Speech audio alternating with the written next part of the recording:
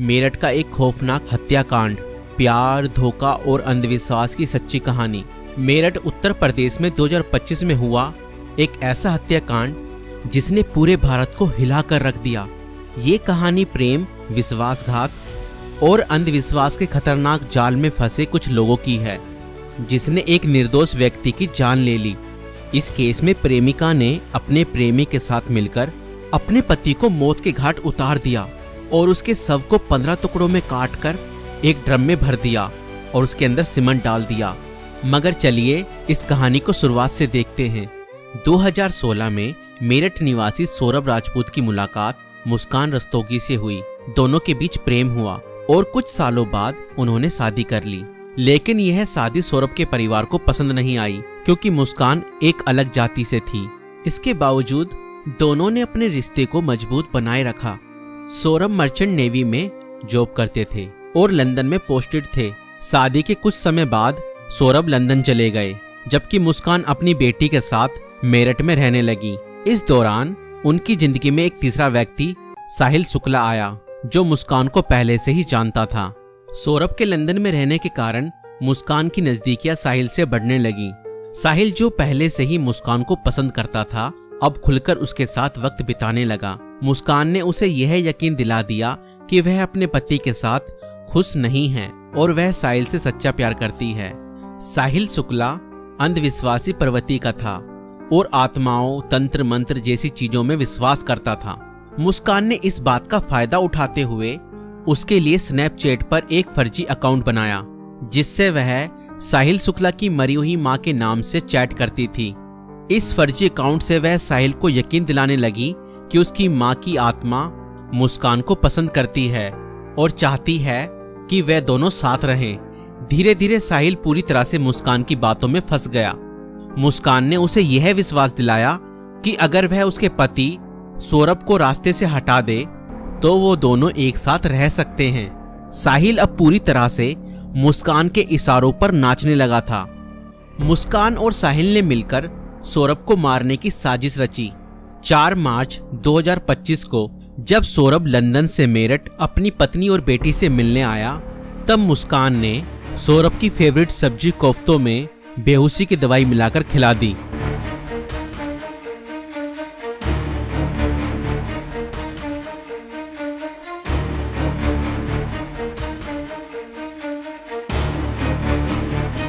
और जब सौरभ बेहोशी की हालत में बिस्तर पर पड़ा था, तब मुस्कान ने अपने दोस्त साहिल को बुला लिया और रसोई में जाकर वो बड़ा और धारदार चाकू ले आई, जो मुस्कान और साहिल ने पहले से ही प्लानिंग करके खरीदे हुए थे।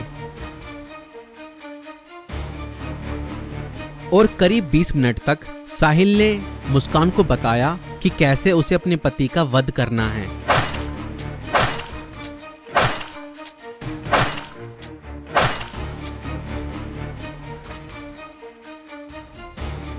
और फिर उसके बाद मुस्कान और साहिल ने सोते हुए सौरभ पर हमला किया और उसके हृदय पर 3 बार वार किए।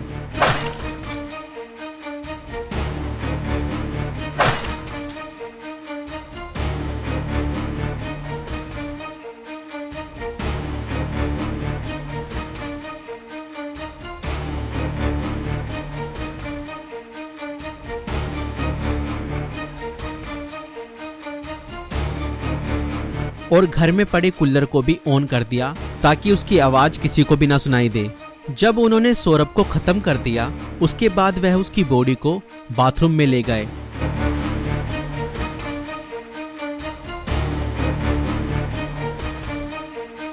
और उसके शरीर को 15 टुकड़ों में बांट दिया। सौरभ को खत्म करने के बाद उन्हें इस बात की चिंता हुई कि अगर सब बरामद हो गया तो पुलिस उन तक जरूर पहुंच जाएगी। इसलिए उन्होंने सबको ठिकाने लगाने की योजना बनाई और मुस्कान बाजार जाकर एक प्लास्टिक का ड्रम खरीद लाई। और मुस्कान और साहिल ने सौरभ के शव के टुकड़ों को उस प्लास्टिक ड्रम में डाल दिया और ऊपर से सीमेंट भी डाल दिया ताकि उसकी बॉडी की स्मेल बाहर ना जाए। और उसके बाद उन्होंने उस ड्रम को घर के एक कोने में रख दिया। इसके बाद मुस्कान और साहिल ने सौरभ के मोबाइल फोन से उसके सोशल मीडिया अकाउंट को एक्टिव रखा। उन्होंने सौरभ के अकाउंट से हिमाचल प्रदेश की शिमला की तस्वीरें और स्टोरीज पोस्ट की ताकि लोगों को लगे कि वह घूमने गया है। उन्होंने उसकी फैमिली और दोस्तों को यह यकीन दिलाने की कोशिश की कि सौरभ जिंदा है और बाहर यात्रा कर रहा है। इस दौरान मुस्कान और साहिल खुद भी शिमला घूमने चले गए ताकि अगर कोई लोकेशन ट्रैक करे तो किसी को शक ना हो, लेकिन किसी भी अपराधी की तरह वह भी ज्यादा समय तक बच नहीं पाए। सौरभ के परिवार ने जब उससे संपर्क करने की कोशिश की और कोई जवाब नहीं मिला तो उन्हें शक हुआ। परिवार ने मेरठ पुलिस में गुमशुदा की रिपोर्ट दर्ज कराई।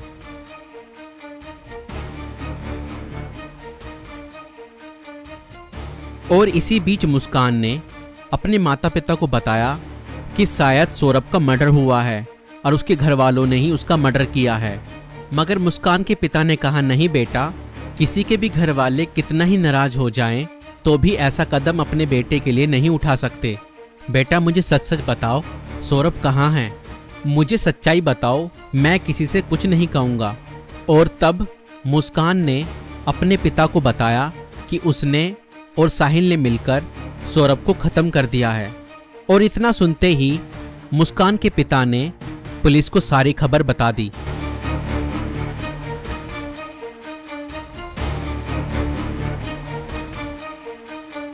और पुलिस ने तुरंत मुस्कान और साहिल को गिरफ्तार किया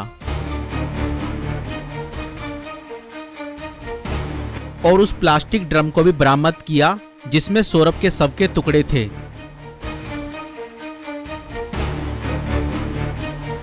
उस प्लास्टिक ड्रम को काटा गया और सौरभ के शरीर के टुकड़ों को बरामद किया गया। इस खौफनाक हत्या मिस्ट्री का अंत पुलिस द्वारा हत्यारों की गिरफ्तारी के साथ हुआ। पुलिस ने मुस्कान और साहिल को गिरफ्तार कर लिया। दोनों पर हत्या, साजिश और शव को छुपाने के गंभीर आरोप लगाए गए। दोस्तों, ये घटना हमें यह सिखाती है कि अंधविश्वास का अंजाम बहुत बुरा और भयानक होता है। साहिल ने अपनी मां की आत्मा के नाम पर बनाए गए एक फर्जी अकाउंट पर भरोसा किया और हत्या जैसा अपराध कर दिया। और गलत संबंध और रिश्तों का अंजाम बहुत बुरा ही होता है। मुस्कान ने अपने फायदे के लिए साहिल को मानसिक रूप से कंट्रोल किया और हत्या तक करवा दी।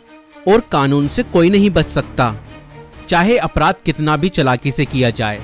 पुलिस की जांच और सबूतों के आधार पर अपराधी पकड़े ही जाते हैं।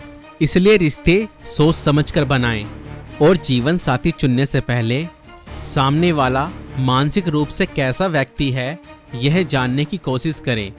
साथी चुनते समय सूरत पर नहीं, सीरत पर ध्यान दें। इस वीडियो को बनाने का उद्देश्य संसार में बढ़ रही बुराइयों से अवगत कराना है। दोस्तों, आपकी इस वीडियो को लेकर क्या राय है हमें कमेंट्स में जरूर बताएं। और ऐसी और वीडियो देखने के लिए हमारे YouTube चैनल को सब्सक्राइब जरूर करें।